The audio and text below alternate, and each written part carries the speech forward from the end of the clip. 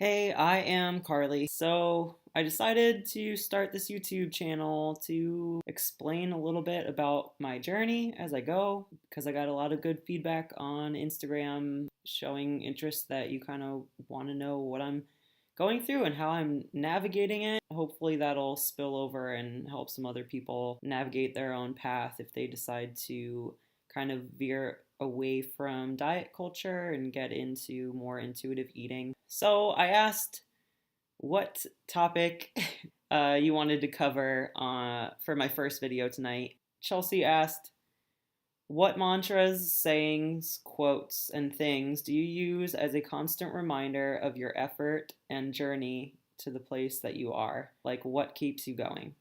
Some of it is cheesy, and excuse me if you think I'm a weirdo. I don't think it's anything crazy. Just don't have anything to hide. By the way, excuse me for all this like craziness. I'm just like I'm bumming it tonight and I don't really care. Hold on. First I just want to say for anybody that doesn't know like what this is really all about. So, if you're not aware of it, diet culture is everywhere around us. It's in marketing, in food, in supermarkets, it's on all your commercials. It's the conversation of the girls or the guys in the locker room of the gym next to you.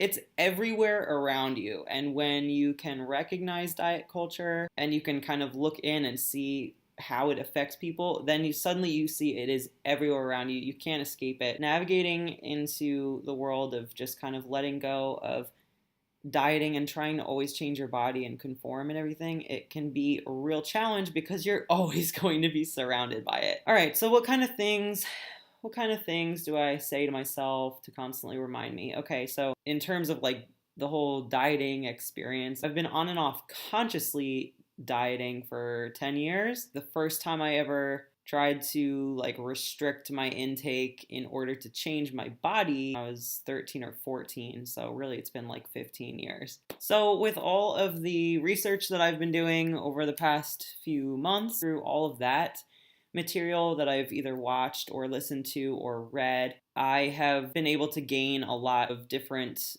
perspective and a new outlook and really step back and look objectively in at what was happening to me, what is happening to many, many people in our culture as a result of our culture being completely diet focused and body focused. I kind of picture it like a snow globe, like I was in that snow globe, and when I was in it, I was just like everyone else in the rat race, just trying to change and conform and be what we are supposed to be. Now I'm standing outside of the globe and I'm looking in it, and it's been like this for a while. I'm like, oh man, I see what is happening here. That is chaos. I need to get out of there because I don't want to be in that place anymore. All of that feedback that I got from doing all that research, the things that I've learned, they are my reminders of, when I have certain thoughts come into my head, I remember something that I heard or read, and it reminds me like, oh yeah, I can identify it and just push it aside and move on with my life. Some examples would be, all right, let's get into this. Let's see. One thing that I do in the morning, it's just a habit. I go in the bathroom in the morning. I use the bathroom. I have a big mirror. I'm looking at myself. And that's kind of what you call like body checking. I think if you don't know what body checking is, it's like the tendency to look at your physique every time you pass a mirror. I think we all do it, or many of us do that. That's a time when a lot of us have that little negative voice in our head that starts critiquing all the little things and putting yourself down and everything and picking out the flaws. It's pretty dumb because what you think becomes, what you think is reality.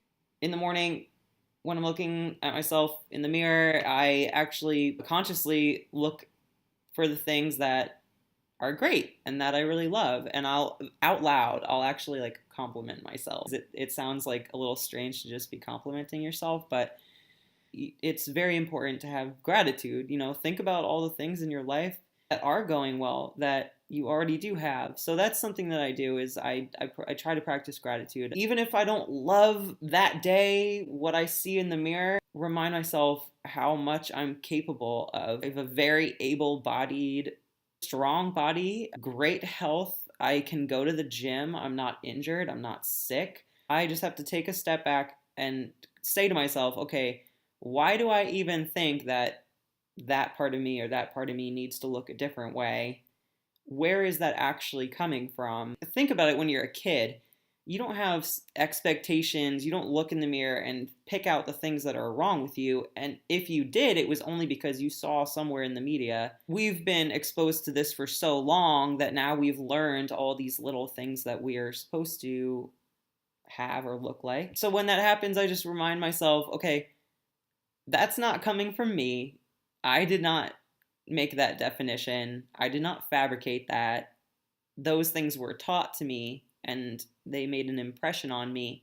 So I can actually identify when that's happening. I can just deflect it and push it away and say, oh, that's, diet culture. Or that's all the bullshit that I've let affect me for so long. Like, I don't have to let it affect me anymore. Another thing is my tattoo. It says I can and I will. I originally got this tattoo when I was struggling with binge eating disorder. Yeah, I didn't know how long it was going to take. I didn't know how I was going to do it, but I knew that I was going to start recovering, and I knew I would be okay someday, so I got a tattoo about it.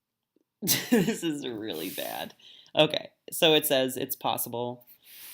Just to remind myself that pretty much anything that I set my mind to, I can accomplish and I can do. I think what also helps me, if you look at like how kids eat, a lot of people that are on and off of dieting or they've been dieting for a really long time, you will hear, because I said it myself and I've heard so many other people say this, you will hear people say, I just want to eat normal. I just want to be normal. I just want to look at food normal. I just want all of this to go away. I don't care. I just want to be normal again. If you look at how a kid eats, they're not thinking about calories. They're not thinking about protein, carbs, and fats. They probably don't even know what that is.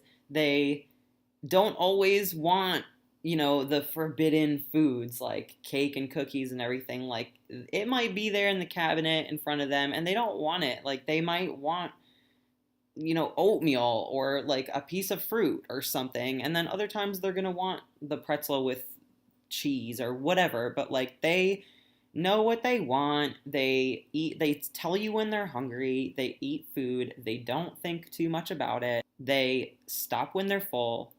And for the most part, kids keep their weight pretty steady. If you don't try to like trick it and manipulate everything and overcomplicate stuff, and you just listen to the signs that it's giving you and honor it and trust it, everything's gonna be okay. So it becomes very easy to see when myself or somebody else has been so caught up in all the details and the overcomplications of things. When you juxtapose that with like a kid, how a kid eats, or just how we were built and designed to just eat food when we're hungry, you can spot right away when somebody is having anxiety or they're overthinking, food and eating, and it's like extremely easy to spot when their head is not in the right place. So seeing that happen in front of me very often was like a constant reminder that that is not normal, not the way it needs to be, and it's really not the way that it should be. And I guess I should just mention, like my whole deal right now is not that, I don't hate on any type of diet and I don't hate on dieting as a whole. Dieting works, whether it's keto or paleo or whatever. When you're doing the diet, if you're doing it correctly and you're doing it consistently and you're eating in a deficit of calories, you're gonna lose weight. Like that's inevitable.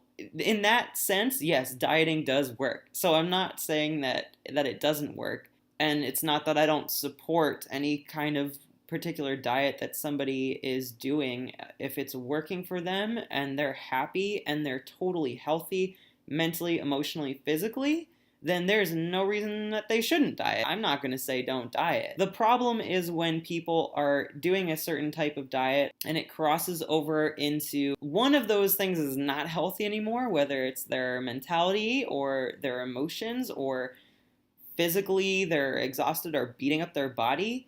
If any of those three things is not good, then in my opinion, the person should probably either rethink their diet or just kind of take a step back and really ask like where their intention is. You really shouldn't be willing to risk any of those three things just for your body to look a certain way. I think there might be a little bit of confusion about like what I stand for. It's not that I don't support, people that are dieting because they have goals. That's missing the point. My point and my question for people is, why do you want to change your body in the first place? If you're obese or morbidly obese and you have medical complications, and losing a certain amount of body fat is going to alleviate those medical conditions, and you're going to have a better quality of life. Maybe you're going to get off of medications. You're just going to be generally physically healthier and in a better place if you reduce your body fat a little bit. By all means, yeah, I do think that a diet might help you out. I definitely think that it should be sustainable nonetheless. I don't think you should go on a crash diet to make it happen. I think you should find the way of eating that gets you to that goal in a sustainable way that is never going to make you feel deprived in any way. And it should absolutely be something that you could potentially do for the rest of your life. It should never be something that you feel like once you get to your goal, you can stop it or that you're going to want to stop it, because most likely you're going to regain that weight back. But if you're not in that category and you are just a person that is maybe average weight, I don't even know what that is. Definition of what your exact body fat percentage range should be, that's a whole nother can of worms. Like, a lot of people are overweight and really fit and healthy, so why should we tell them to change their bodies? If you're somebody that doesn't have all these other complications, you should really be asking yourself, why am I trying to change my body? Because it's either, if it's you wanting to, you need to ask yourself, is it really me that wants to change, or is it me wanting to change because all this other bullshit is telling me that I need to change, tainting, your vision of yourself. If you can actually just peel that back and just let that roll off and ask yourself, okay, if our culture was different and everybody just accepted everybody's bodies the way that they were and there was no expectation, would I right now, here and now, feel good about my body? If you're okay and you're kind of content, or for the most part content, but you're just on the hamster wheel chasing some body fat or number or shape or physique or whatever just because you think you need to, that is when I believe somebody does not need to be dieting. So, with all that said, the reminder that is constantly going on in my head and checking in and monitoring, if I have a thought or I hear something or I see something and then I think a certain way or something goes through my head, I say to myself, is that influencing me? Is that making an impression on me? Is it garbage? Is it bullshit? Like, you can say, oh, well, that's bullshit. That's A, B, or C trying to make an impression on me, and I'm not going to let it. I don't really know what else. I don't really think I have any quotes. I mean, there's always quotes from like Tony Robbins and Les Brown floating through my head. And then in terms of food gets a little bit more tricky, because when you have been flexible dieting for so long, like, you think about food in numbers and carbs, fat, and protein, and it's like really hard to kind of come back from that and like rewire your brain and not think about food in those terms. Before you ever got into dieting, before you ever knew what protein, fats, and carbs were, before you knew what calories were or how this all worked, you navigated everything just fine. And our body is very smart. You just listen to your body and trust it and honor it. You're not going to blow up. It will keep you where you should be. We start to tinker with that and make it all complex and complicated, that it starts to fight back. Wow, this was a really long video. Look at me, I'm such a bum. This is what I go to sleep in. Well, thanks for listening. I will make more videos in the future. Let me know what you want to hear. I'm sure I'm gonna have a lot more lessons to share as time goes on, because this is a journey. So everything that I learn, I will share with you. All right, take care.